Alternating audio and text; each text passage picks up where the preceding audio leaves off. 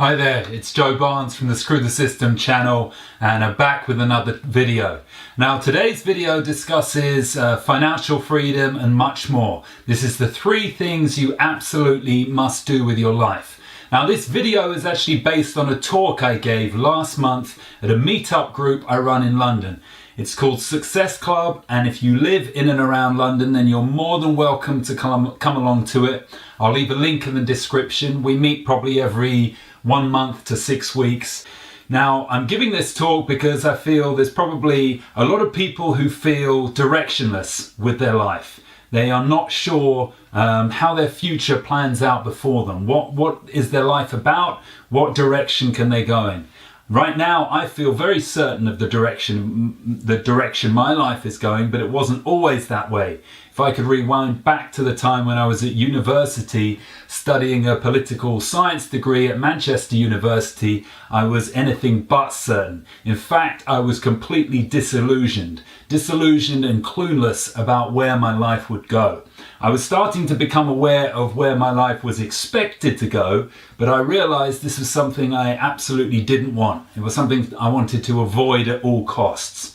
Now, the direction I felt that my life was being pushed in is what I'm talking about here, the systems path. Now, it's my belief that we all get pushed in this direction. This is the life we should be living. It's the life we're told by our parents, teachers, friends, government, religious leaders, media. This is the life we should be living, but it's not necessarily the life we want to live. However, we are going to be conditioned into this life, and I want to just take a quick look at the different parts to the systems path so I can explain them to you and then offer you an alternative. So let's start with the first part. Work a 9 to 5. Well, this is pretty much seeking employed work. Most people are employed, and we all know that although it's called a 9 to 5, in many cases it's an 8 to 6. When you factor in a commute as well, perhaps you're leaving your home at 7, you're not returning until 7. That's 12 hours of your day gone. So let's say you sleep 8 hours, you only then have 4 hours left to yourself. And this is Monday to Friday, 40 plus years of your life. And the next thing, make as much money as you can. The focus, when following the systems path, the focus is always financial. You know, you're always told to consider paying off your mortgage or consider paying into your pension for when you retire. The focus is always the accumulation of more and more money, not questions about whether you're happy or fulfilled or inspired in what you're doing. That is considered secondary. The accumulation of money is your primary motivation. Get married and have kids. That's another part of the systems path. And you might be thinking, well, there's nothing wrong with that. And of course there isn't. However, when you follow the systems path, this can present difficulties. And especially when it comes to raising a family, it can be an incredibly stressful experience. Next part, go on a vacation to escape. We've all got to have some sense of fun or escape, but the system only rewards us with probably 4 to 5 weeks of paid leave per year. And that's not much at all, considering that you're then going to have to spend 48 or 47 weeks working in a job you're probably not enjoying. However, but we use this vacation time, this holiday time, as a precious means to escape. You know, this is our chance to really live, and that's pretty sad to say, but to live for 3 or 4 weeks of the year. And maybe actually if you don't earn enough money, you can probably only go on holiday for maybe 1 or 2 weeks of the year. But this is the way we escape when we follow the systems path. The way we have fun is to drink, to get drunk. Now I understand this might be specific to the country I'm from. I'm from the UK, and we have a very strong drinking culture in the UK. And I was always amazed, especially at university, how nobody could seem to have fun unless alcohol was involved. We all had to be out getting pissed, getting wasted. And something I couldn't relate to whatsoever, and something that amazed me, and something I realized quite a lot of the international students who came to the university, because I happened to be staying in quite a cosmopolitan halls of residence, quite a lot of them would say, well, what's wrong with you English people? Why is it you can only have fun when you've got a beer in your hand? But for us, and I know it's the same actually in many Western societies, Drinking is the way to have fun. The social scene revolves around alcohol. We've lost that sort of sense of spontaneousness that we had as kids, where we could just have fun doing anything, and unless we're sitting around a table or standing by a bar or on a dance floor with a with a pint in our hand or wine or whatever it might be, we aren't relaxed. We can't be ourselves. We can't let our hair down. So this is the systems path, and my question to you is, this is the important question: will this lead you to a happy and fulfilled life? This is the life we get pressured into accepting, but doesn't necessarily mean it's going to lead us to a happy and fulfilled life. And you have to ask yourself that question. For me, the answer was certainly no. Perhaps some parts of it work for you, perhaps none of it works for you, but that's the question you must ask yourself, because the answer is, if the answer is no, then you have to find an alternative. So let's try and answer that question. Will this lead to a happy and fulfilled life? Let's look at the first one. Work a 9 to 5. Any of you who've watched many of my videos or read my work often hear me quoting a statistic. It's a 2013 Gallup poll, a survey of the American workforce, where it's found that 70% of them either hate or dislike their jobs. This was employed people. So is it going to lead to a happy, fulfilled life, working a 9 to 5? Pretty much unlikely if you consider that statistic. Get married, have kids. Is that going to lead to a happy and fulfilled life? Well, here in the UK, the divorce rates are 42%. So that's almost half the people who get married end up being divorced. And if you consider that divorce is such a financial burden on the people involved, it's not a decision which is reached lightly. If somebody gets divorced, it's probably likely that they've had 5 to 10 years of a pretty miserable relationship leading up until that point. And what about the people who don't get divorced? What about the 58% that stay married? I would say another half of those are probably married and pretty unhappy. They're just doing it for the sake of the kids, or doing it to avoid the huge financial burden of getting divorced.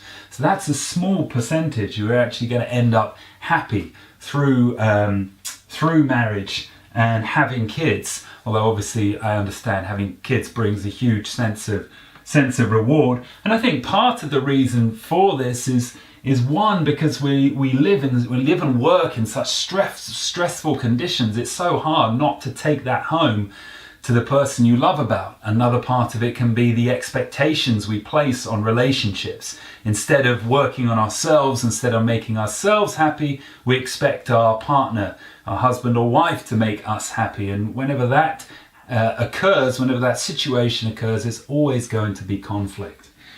Then we're going further down the list. Vacation. Yeah, of course, vacation is probably going to make you happy and you're going to have a great time, but 4 weeks out of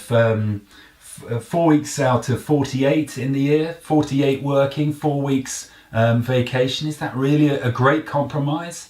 Can we not aim for something better than that? Drinking to have fun, is that going to make you happy?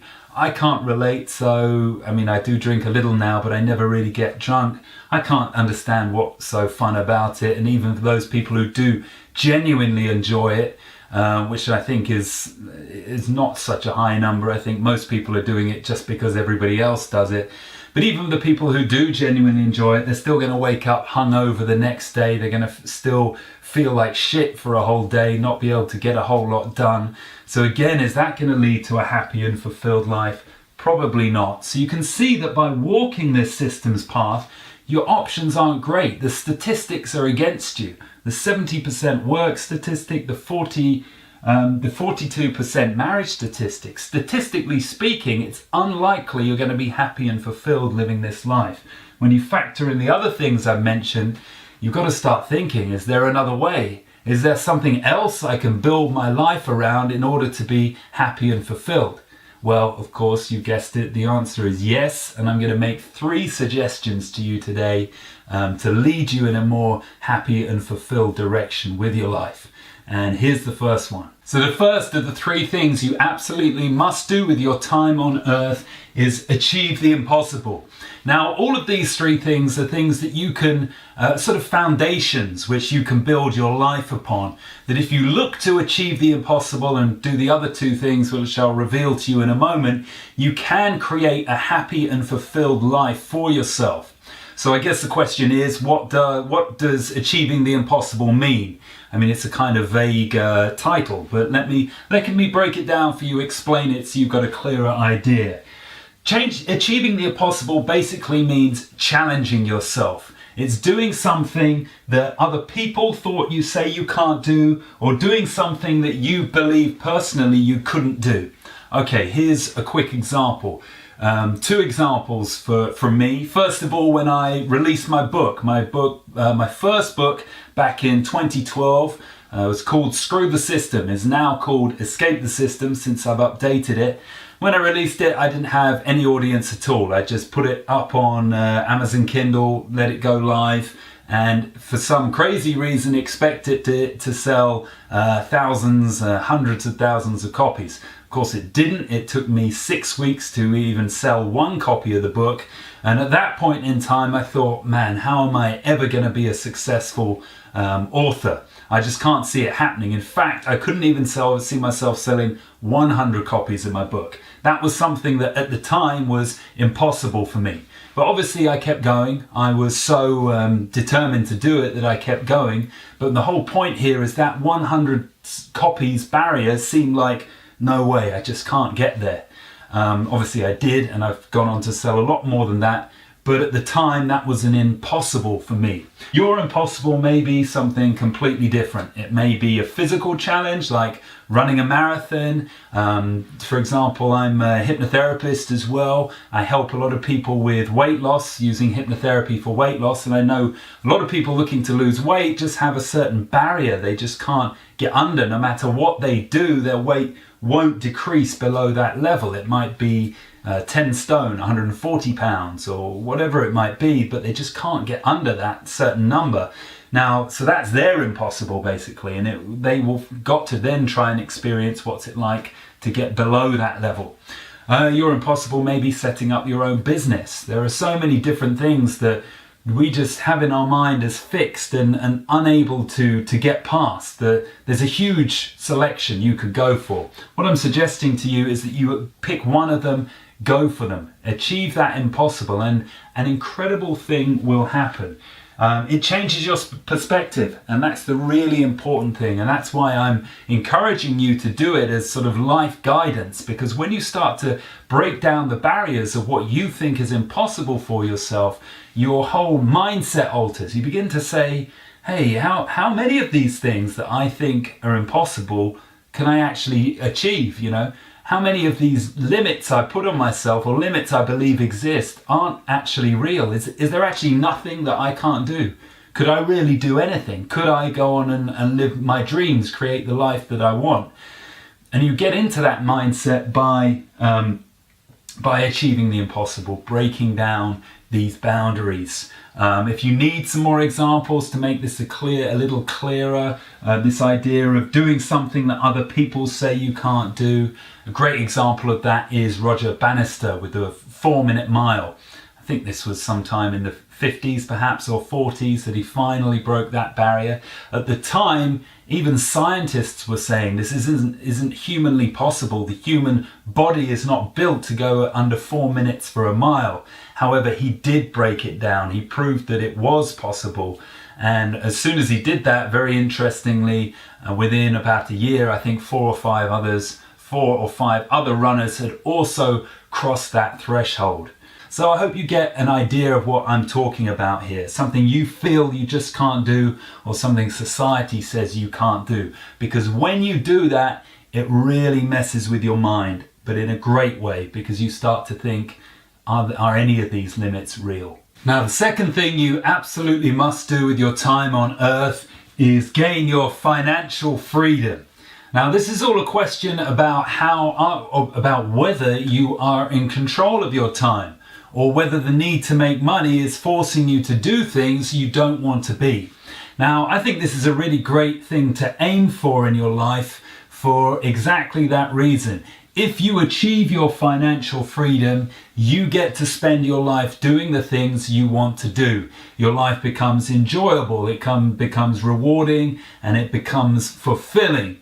The opposite of life lived on the systems path, which is invariably boring and stressful, probably comfortable, but that's one of the few positive emotions you get to experience on a regular basis. Now, the question about financial freedom is this: does the need to make money prevent you doing what you want with your life? And if the answer is yes, then seeking and gaining your financial freedom is something you have to do.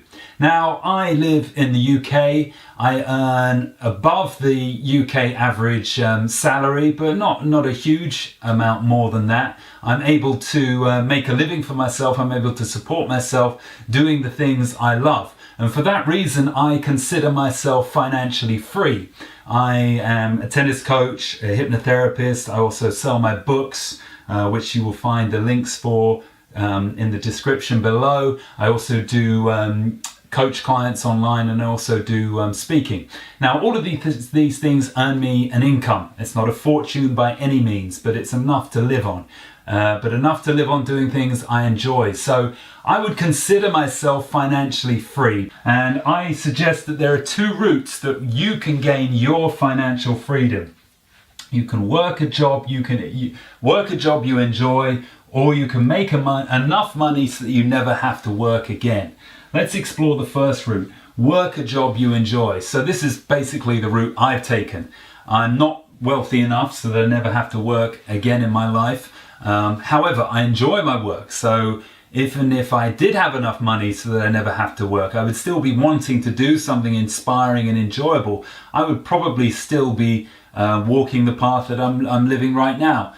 So you can gain your financial freedom by doing the work you enjoy. I think one of the greatest misconceptions about financial freedom is that you have to be a multi-millionaire. You don't. So long as you're enjoying what you're doing and you're not working just for money, then you are financially free. This makes it a whole lot more accessible for a lot of people, and perhaps as you're watching this video, you now might have some ideas about what work you could do, which would bring a lot more inspiration and enjoyment into your days. Of course, the more traditional route to financial freedom is making enough money so that you never have to work again. Now, what does this look like? I considered some figures. I broke down some figures, in fact, and have come up with the two magic figures which equal financial freedom, should equal financial freedom for as close to 100% of people as possible. On the lowest end of the scale, I'm saying you need $350,000 or £300. And on the upper end of the scale, I'm saying you need £2.5 million to be financially free. Now, this all depends on how much money you need to be comfortable, to provide a living for yourself, and to enjoy yourself. I reached the figure on the lower end of the spectrum, $350,000, from reading the website Early Retirement Extreme. Now, the guy who runs that, a man called Jacob Lund Fisher, says that he has been living on $7,000 a year for the past, 5, 6, 7, 8 years, and that he's projected into the future that he'll only need that amount of money to be very happy, to support himself. He only needs $7,000 a year. Now, I worked out what that was over 50 years. Well, it equals $350,000. So as long as he has that amount, then he is going to be financially free. The 2.5 million figure came out at somebody who needs £50,000 a year. Now, I certainly wouldn't need that amount to be happy. I'd need much less, but I'm saying that perhaps some people do, and I'm factoring in that your housing situation is already taken care of. So it's £50,000 a year to basically eat, enjoy yourself, travel, and I think that's more than enough. And if you want, for 50 years time, for £50,000 over 50 years equals 2.5 million is what you're going to need to be financially free. So obviously 50 years is assuming you're 20, 30, 40, If you're older than that, you're not going to need as much as that because you won't have as many years to live. So how do you go about creating that amount of money? Well, you can do it through the systems path. The only problem there is that it's probably the formula is work your ass off, save, and disregard your health. And perhaps in 40 or 50 years time, you will have enough money to be financially free. But do you really want to walk that path? If the answer is no, then you're probably going to have to go for some crazy idea you have, some crazy business idea or plan to make your millions. And realistically, to be financially free, you're probably going to have to go for that. A good example of this is a book I've just been reading, a really good book actually, called Shoe Dog, written by Phil Knight. He is the founder of Nike. And his journey was incredible. At age 24, he decided to start importing trainers from Japan and selling them on the US market. His company was originally called Blue Ribbon. It grew into Nike. And by the age of, I think it took him till about the age of 40. It was not a quick process. When Nike was floated, obviously he was earning quite a decent money throughout his 30s, but it was only when Nike went public in 1980 and he suddenly had a value of $178 million that he obviously gained his financial freedom there. Many people do it before the age of 40 by following their crazy idea, but that is probably the only way you're going to be financially free in the traditional method of earning enough money so that you never have to work again. Is by going for your crazy idea. And guess what? Even if you don't make millions, even if you never have to earn enough money so you never work again, you're probably going to earn a living, and you're going to be enjoying doing it. So you still gain your financial freedom by our first criteria. So again, more reasons why avoiding the systems path and working your own is really the way to go for you if you want to be living a happy and fulfilled life. And so the final part of my 3 things that you absolutely must do with your time on earth is master your inner world. So far we've had achieve the impossible, gain your financial freedom, and mastering your inner world obviously has a lot to do with your happiness. Now, the problem with the systems path and the life we're conditioned to live is that it seeks us to find our happiness outside of ourselves. But if you do this can lead to a really slippery slope where it's very easy to become addicted to something. It's also very easy to look for your happiness in other people, in other relationships, and therefore place too much pressure on other people and other relationships and cause breakdowns in those relationships. So it's really fundamental that you are able to master your inner world, because this will not only mean that you're able to find your source of happiness from within, it also means you'll be able to overcome things like anxiety. It'll mean that you are able to get into a peak state and perform a lot better. It means you'll be able to access your creativity and genius. So there's so many reasons why you should be aiming to master your inner world with your life. And this is a lifelong endeavor, really. It's not something which happens immediately. You can start making progress today, but this progress builds up, and it's a progress you store and save, so you grow stronger. Once you've reached a certain level, you aren't going to go back down, but it's something you've got to be conscious of your entire life.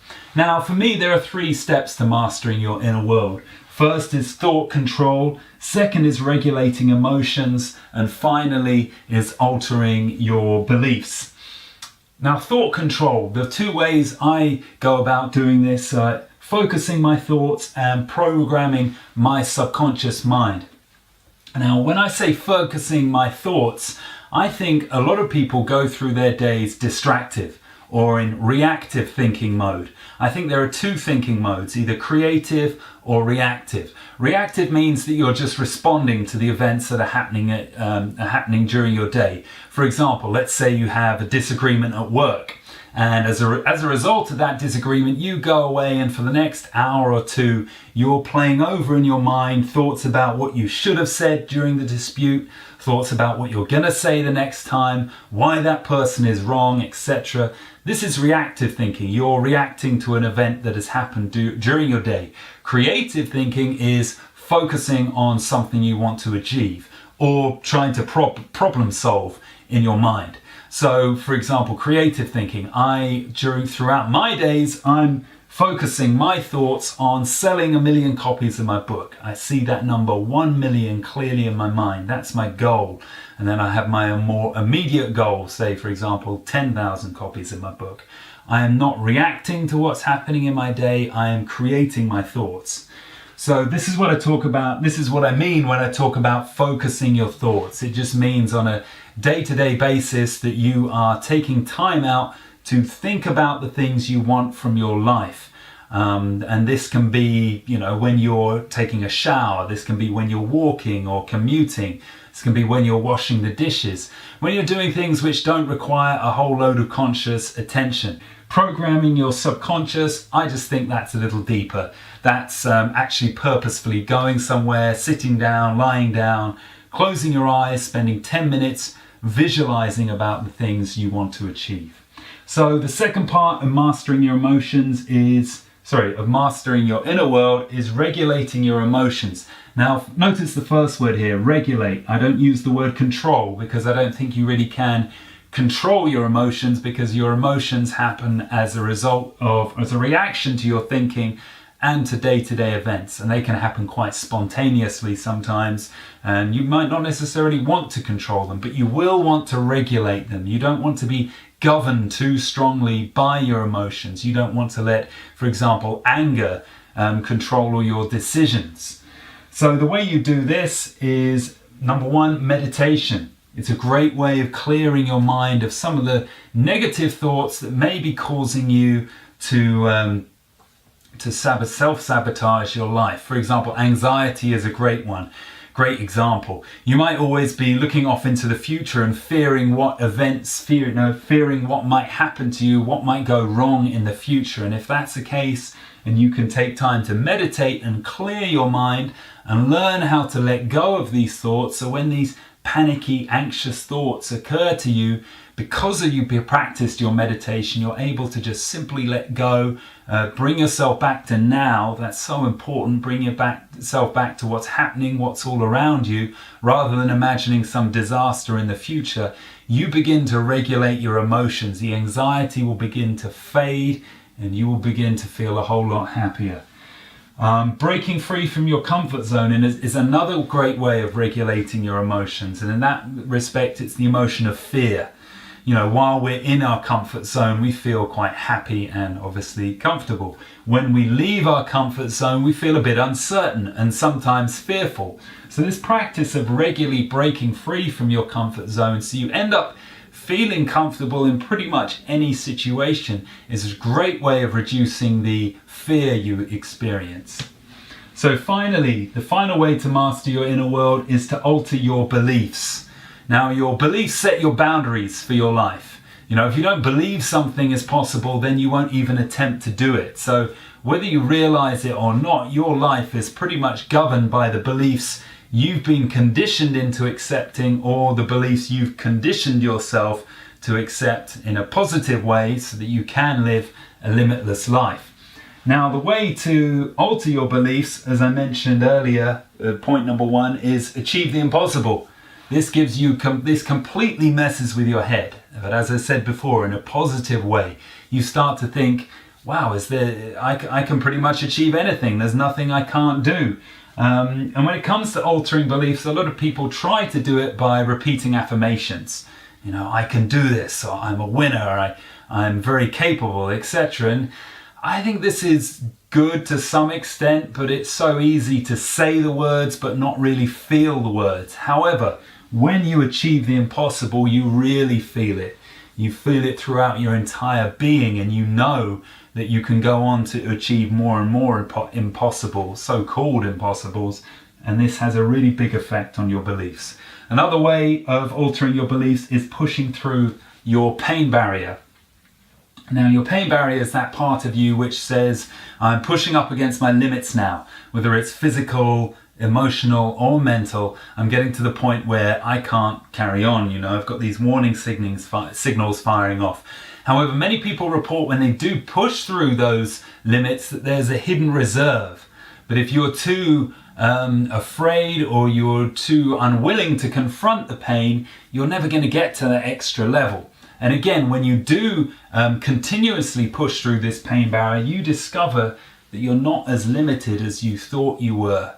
Arnold Schwarzenegger in Pumping Iron documentary talks a lot about pushing through the pain barrier and how it separates one person from being a champion and one person from not being a champion. It's this repeated practice of pushing through the pain barrier, learning that you're a lot stronger than you actually thought you were. So this is how to master your inner world. Combine it with gaining your financial freedom and achieving the impossible. And I think you've got 3 core things that you can use as a guiding light for your life. You achieve all of these 3 things, I wouldn't believe that you couldn't be happy and fulfilled in your life. So think about that. Consider that. If you're fed up walking the systems path, consider these 3 things. Make them your mission, maybe just for the next 5 years of your life. See what difference it will make. So that about wraps up the video for today. Thank you very much for watching. Please do like this video. Please do subscribe to the channel. That's the way to ensure that I keep making this content. And if you like it, also share it with your friends as well. So thanks again for watching. Should have a new video out soon. In actual fact, I've got some interviews lined up. I'm tending to do 3 types of video. Like today, we've got the longer form presentation style video. You've got the shorter form, sort of 5 to 10 minutes, where I'm just briefly talking about a different subject. And then we've got the interviews. I've done 1 so far. The series is called Pursue Your Passion. I've got a few very interesting guests lined up, so stay tuned for them, and I will see you in the next video.